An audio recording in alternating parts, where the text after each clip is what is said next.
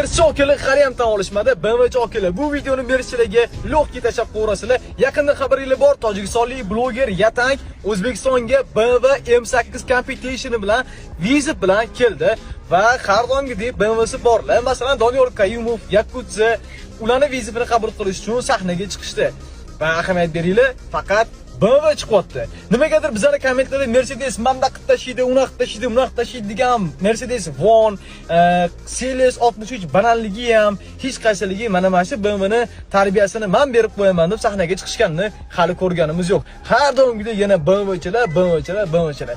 Respekt, har doim gonka masalasi bo'yicha vizitlarni BMWchilar birinchi bo'lib qabul qilib, onalarini chuqurg'ondan ko'rsib qaytarib yuborishadi. BMWchilarga respekt. Bu videoni BMWchilarga alohida chap qo'yasizlar va like bosib qo'yib, podpiska bosib qo'yish esdan chiqmasin. Aytgancha, Mersilar, qaytib shu safar tan olarsalar, Mercedes haydash uchun, gaz bosish uchun emasligini.